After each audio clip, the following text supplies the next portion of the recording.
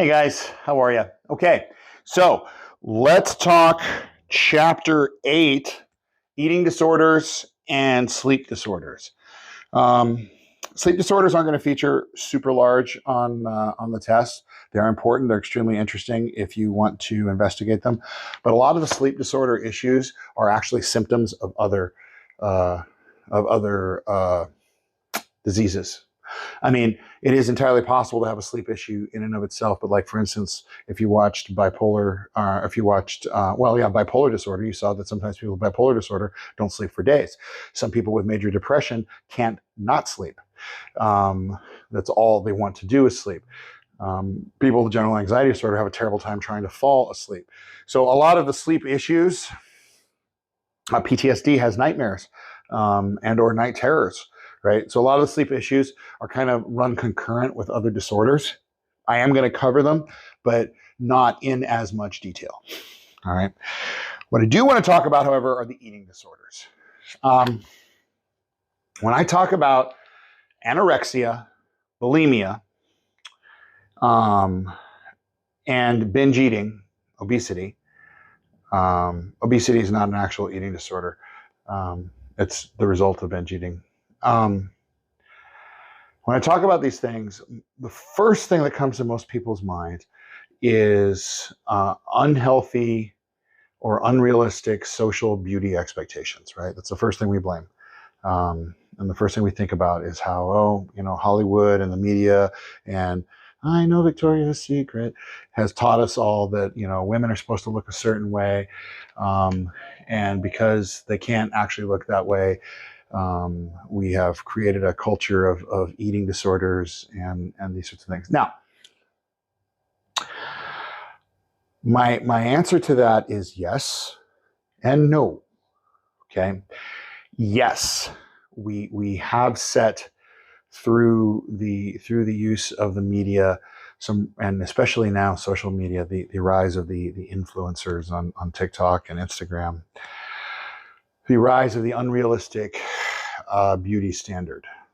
And that currently, years from now, this lecture will seem dated, but currently there's a song that's very popular called I Know Victoria's Secret, exposing kind of the fashion industry and the Victoria's Secret in specific about how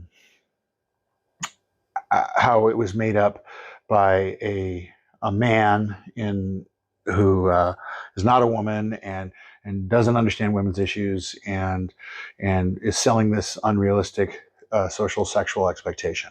Okay, and then the singers suffering that resulted from that of not being able to eat, not being able to do things. So yes, absolutely, and I'm a competitive bodybuilder, so. I also, as a hobby, that's what I do for fun, and I live in a world outside of academia when I'm not doing this, where people definitely suffer from what I like to call bad relationships with food and eating disorders.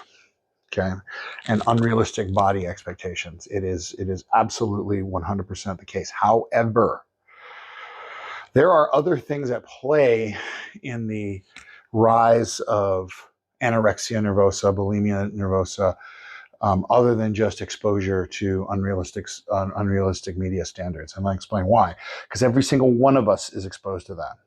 Every single one of you watching this has been exposed to it. And not every single one of you has an eating disorder. Okay. If it were as simple as, this causes that, then you would all have it. But it's not that simple. Okay. It's probably more accurate to say that social influence can contribute to this in a person with a certain type of psychology in play already. Okay. A person who's maybe prone to it. But in cases of things like anorexia, you're talking about a disease that has so many similarities to things like obsessive compulsive disorder and body dysmorphia I mean, there's so many other things that go into it. It's just not as simple as saying, there's airbrush models on magazines and that's what's causing the anorexia epidemic. That's not the case. Contributing, but not the root cause. So let's talk about bulimia first. And bulimia nervosa, or just bulimia, share some similar things with anorexia. They both have an obsessive fear of being fat, of being overweight, of being and that of being fat itself is somehow a terrible, awful thing. Now, of course, there are lots of health issues associated with having excess body fat, but for people with anorexia and bulimia, there's a self-worth issue associated with having too much body fat. And so they cannot allow themselves to get there because they will become worthless if they do. And this is where it gets tricky, right? Because I do some personal training for people who are overweight and they want to not be overweight anymore. And I've had critics come to me and say, "Oh, well, you're just perpetuating the unhealthy eating disorder stereotypes of scaring people of being fat." And no, I'm not. Here's the deal: if you are unhealthily overweight and you don't want to be unhealthily overweight, then fantastic. There's things you can do to not be unhealthily overweight. And some of that may involve controlling some of your eating. There's a difference between that and anorexia and bulimia nervosa, where we're talking about people who aren't afraid of being unhealthily overweight. They're afraid of having fat on their body. And the presence of any fat on their body, which even competitive bodybuilders like myself, when I compete on stage, I'll get up there to 4 or 5% body fat. There's still going to be some fat somewhere on the body. These people see the slightest amount of fat on their body as indicative of the fact that they are grossly overweight, like the Kool-Aid man, right? And this is a type of body dysmorphia, right? Where they cannot look in the mirror and see what's in the mirror. They look in the mirror and see what their mind tells them is in the mirror. So somebody with bulimia or anorexia nervosa will not be able to ever look in the mirror and say, "Oh, I guess actually I'm looking a little on the thin side." That will never happen. That will never happen. What they will do is they will look in the mirror and they will always see a gigantic, disgusting, revolting, not worth being alive, Jabba the Hutt looking monster. Okay? And I'm not saying people who are overweight are disgusting or revolting. I'm saying that's how they perceive it. Okay? And the weird thing is they don't necessarily perceive that in other people. Like they may be able to look at somebody else who is overweight or even, obese and be like, "Oh, that's okay. You look great. You look normal." But that does not work for them. It does not work for them. So their entire self-worth is wrapped up in the idea of not getting fat. All right. To the point where it's life-threatening. And the approach that these two different disorders take to it is actually different, interesting, sad, but interesting. And what we see with both of these is a pattern. I told you about the body dysmorphia part, and we haven't talked about that as part of a lecture yet, but I've kind of explained it to you. They're unable to see how they really are in the mirror, become obsessed with a physical flaw that they imagine they have, or even psychotically believe that they have. They see, but it's not really there. That's body dysmorphia.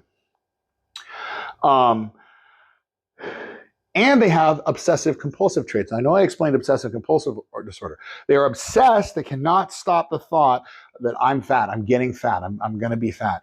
And so their compulsion is the action that they take to relieve those thoughts. And it's the action that separates the two. For bulimia, that action is purging. So here's the diagnostic criteria for bulimia. Very exciting stuff. Reoccurrent episodes of binge eating. And what binge eating is eating in a short period of time an amount of food that is larger than most people would eat in a similar period of time and under similar circumstances. So actually, that doesn't sound so bad, right? I eat a lot. A lot of people eat a lot, right? But when somebody binge eats, they don't normally eat like that, and all of a sudden, boom, they eat a whole ton all at once. And a sense of lack of control over eating during the episode. And this is kind of where it comes in. Look, we all binge eat from time to time, right? Thanksgiving, right? Sundays. I grew up in a Mexican household. I mean, Sunday is binge eating day for us, right? And I know here in the land of the Polynesians, I know you guys, I know my Samoan friends out there, I know you guys love to eat, right? So it's not the binge eating that's the issue. It's the psychological, emotional connection to the binge eating. You're not binge eating because, oh man, this is so good, right? Not binge eating because abuela, these carnitas, que delicioso. No, you're binge eating because you can't not, and you're psychologically connected to doing that. You're feeling a little depressed, and so you can't not eat this much. You're sad. You lost a competition, and so you just go eat. You eat your feelings. You're not even hungry anymore, and you keep eating, right? To the point where very often people with bulimia, when they binge eat like this, they actually will feel sick, and their bellies become distended and poke out because they eat so much in one sitting to cover up whatever emotions they're trying to hide. Reoccurrent, inappropriate, compensatory behavior. Wow, that's a really fancy way of saying after they binge eat, they do this in order to prevent weight gain, such as self-induced vomiting. So this reoccurrent compulsive behavior, this is the classic bulimia cycle. They'll experience something sad or upsetting in their life. They will binge eat a whole bunch. They have this obsession, this fear of gaining weight from their binge eating. They feel this horrible guilt from binge eating. So they'll go in the bathroom and they make themselves throw it all back up, right? It's not just the throw up though. Sometimes they'll use laxatives, suppositories. I've seen it actually get really unhealthy. They'll take medications. They'll go on fasts afterwards. Not as bad as an anorexic, but they'll go on these crazy fasts and deny themselves food for long periods of time in an attempt to overcome the binge eating. And that's really the key thing. They did the binge eat, and now they're trying to overcome it to keep them from getting fat. Because remember, this is all about getting fat, right? It's not because, oh my God, I feel sick, so I'm going to stick my finger down my throat. It's, oh my God, I ate so much, now I'm going to get fat. I'm going to wake up in that, and I'm going to be that monster that I envision myself in the mirror. I've got to go puke.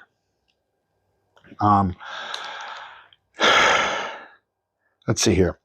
The binge eating and inappropriate compensatory behavior, vomiting, both occur on average at least once a week for 3 months. So we're not talking about something that somebody does once a year, every now and then on Thanksgiving. They do this at least once a week, okay? And this goes on for at least 3 months. They have an undue self-evaluation, aka the body dysmorphia that I talked about. They can't see themselves the way they actually are.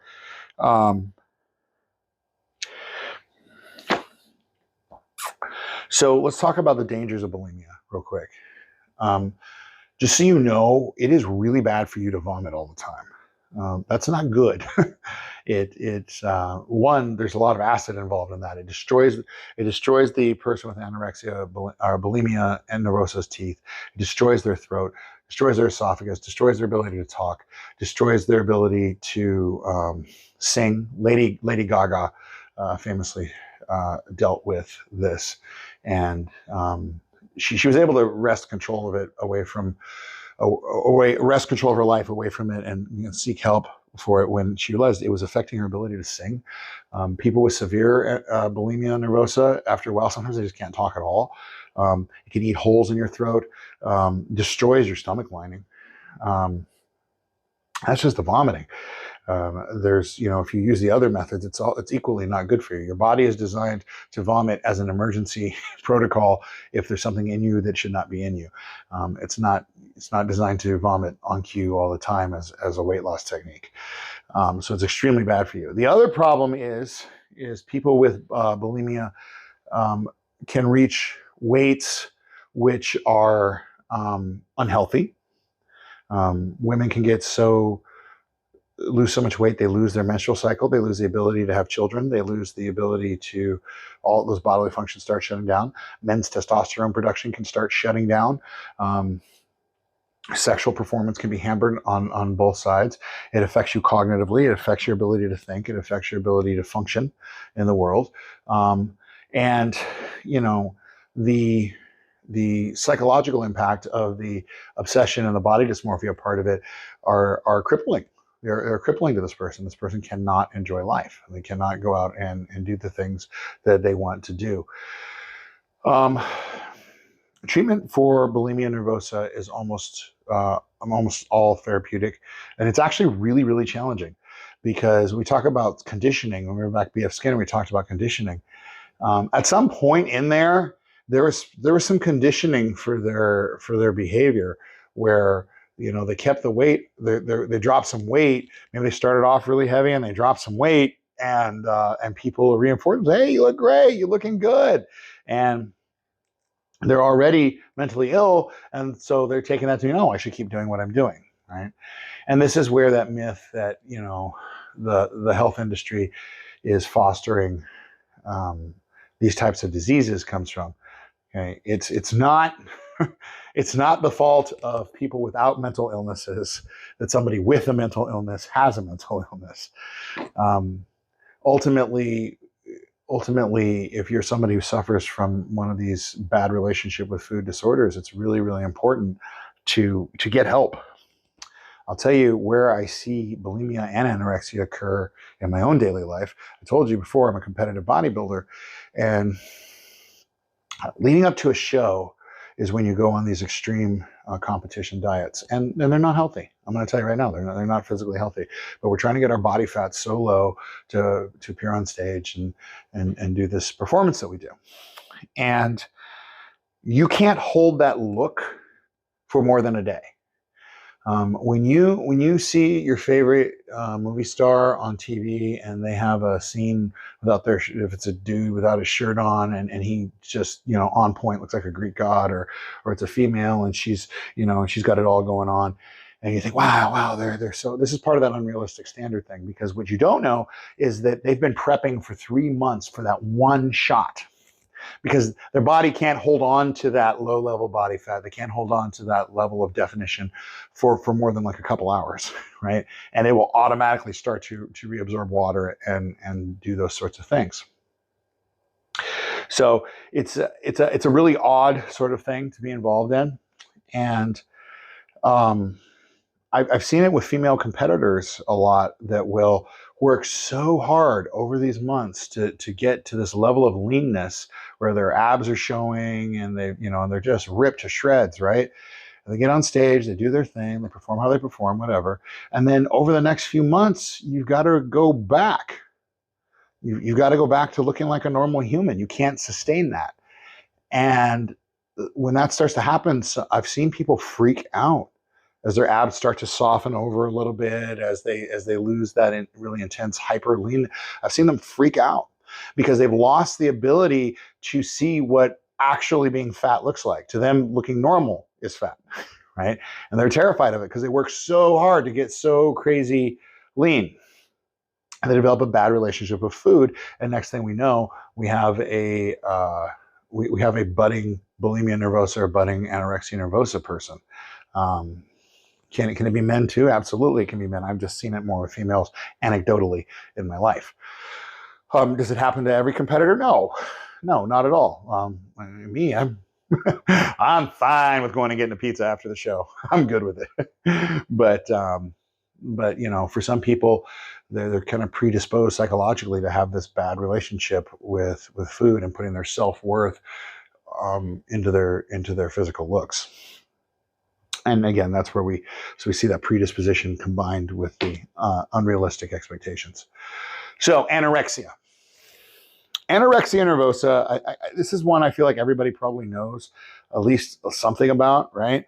The critical part of it is that the anorexic person does not want to gain fat at all, just like the bulimic.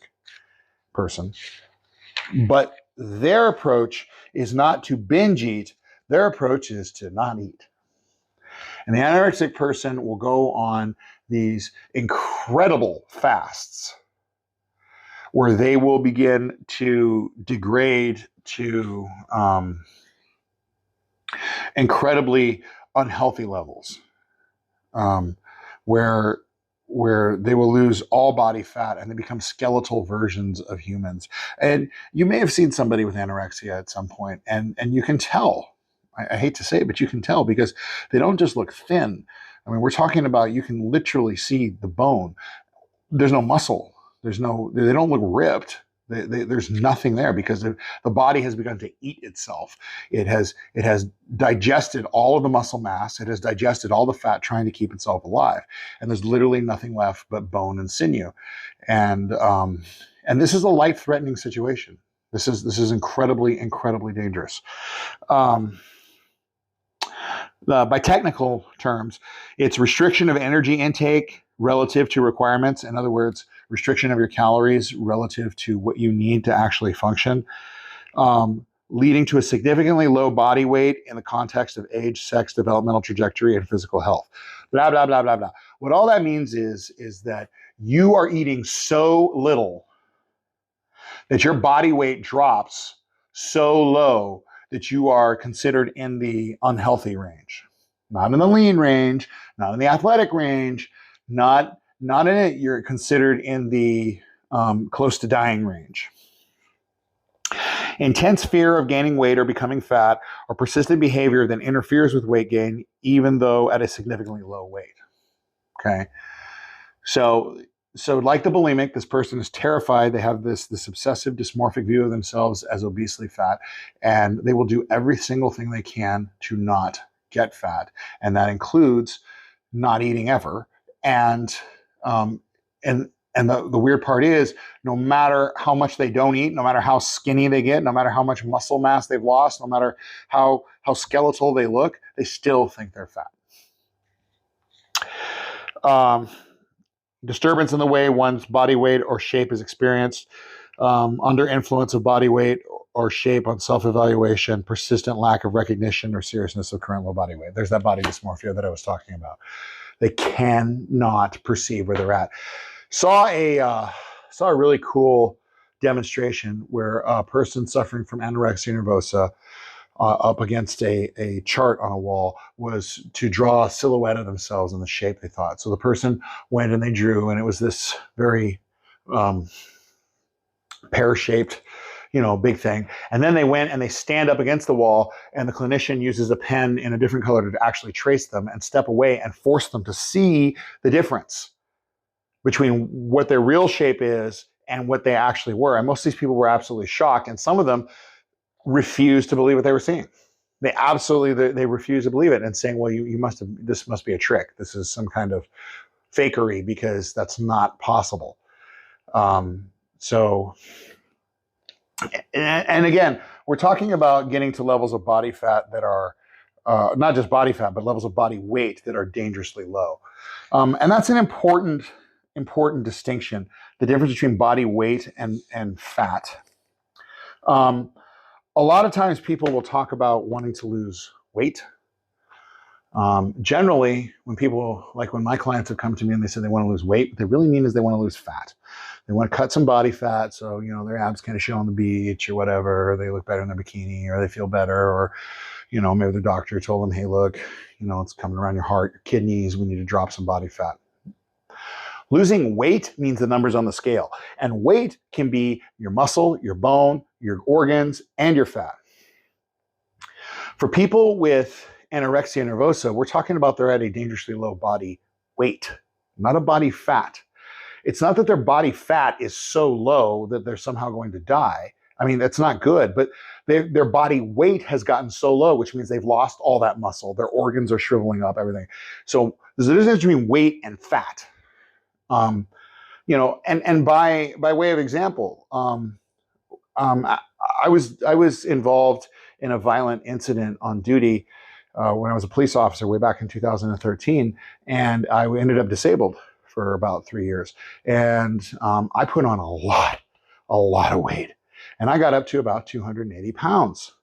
And if you look at photos from me back then, I mean, you tell, man. I mean, I was, from my height and everything, I mean, I was round and I had the big old belly hanging out. It was bad. And the doctor was like, you need to figure this out. And that's when I started doing the bodybuilding thing. These days, I'm about 280 pounds again, right? But it's very, very different. It's distributed differently. At least I hope it is, right? It's distributed differently on my body. It's a different composition, okay? So what that means is that there's a difference between body weight and body fat. We talk about the anorexia nervosa person, we're talking about their body weight being too low, okay? Getting to the dangerous phase. When we talk about obesity, when we talk about people putting on too much fat, there's a thing out there called the BMI index. And I caution you, if you ever get one of these done, it's basically a height weight analysis. It's a height weight chart. It says for your height, you should weigh a certain amount. And if you weigh over the amount that it says for your height, then you are obese. Okay. I am, just so you know, according to that chart, morbidly obese. Okay.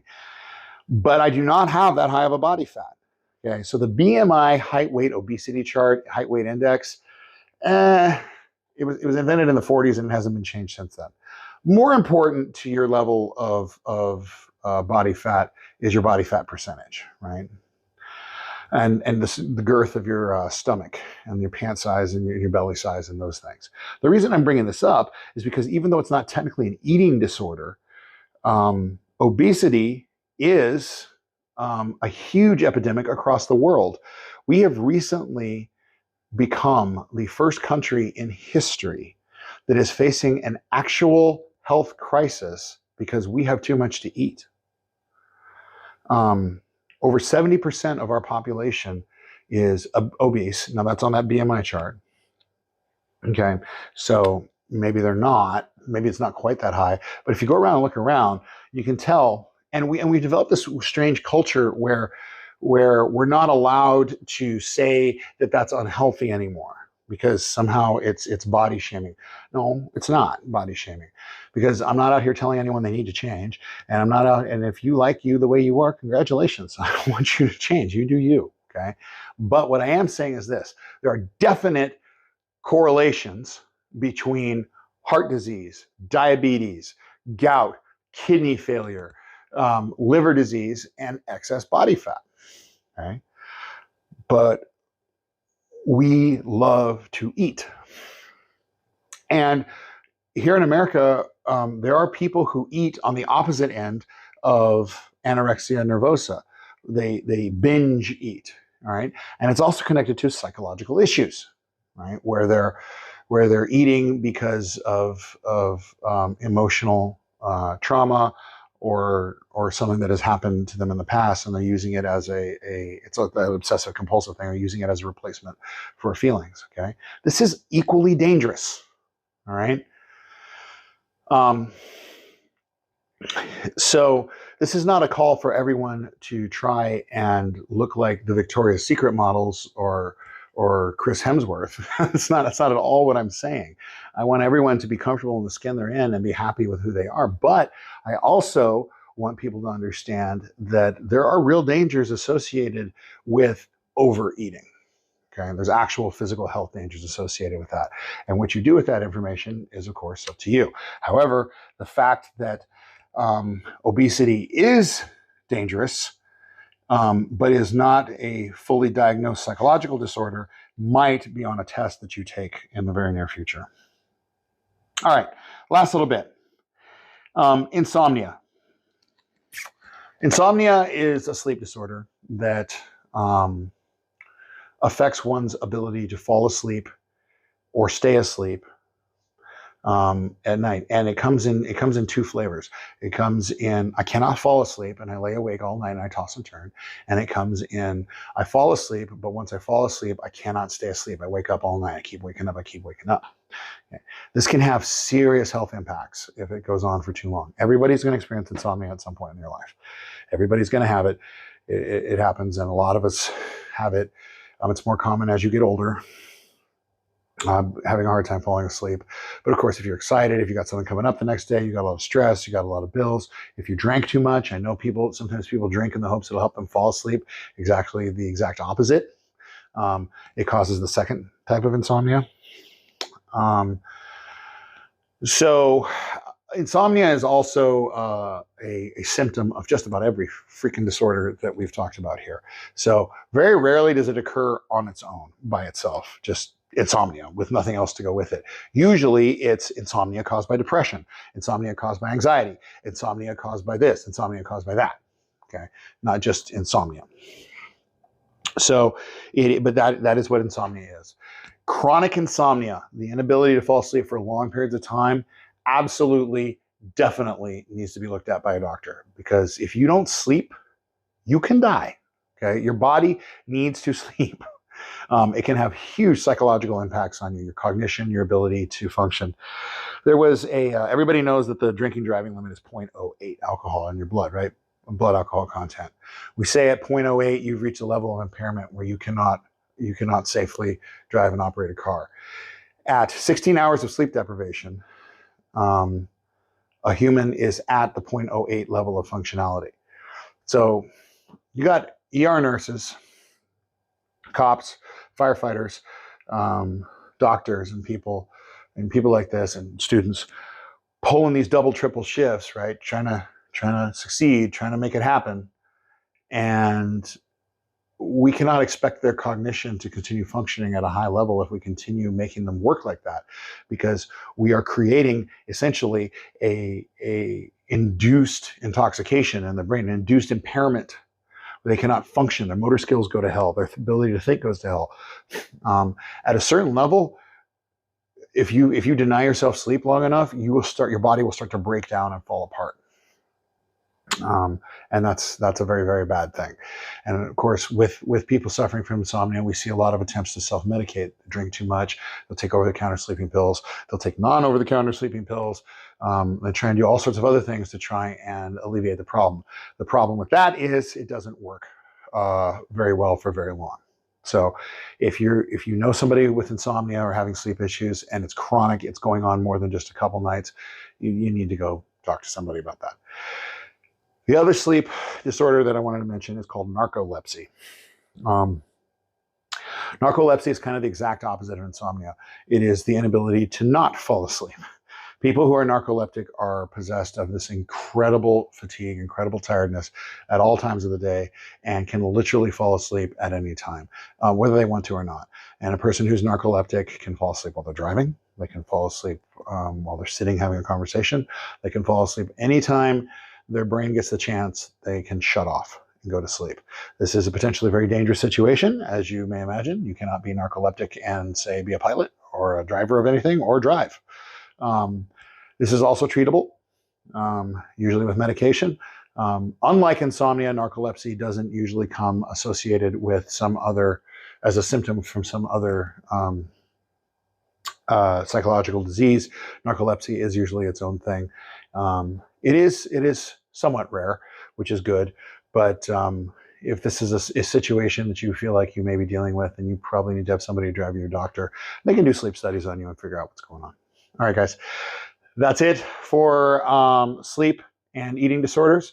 I hope you enjoyed it, and good luck on the midterm. Talk soon.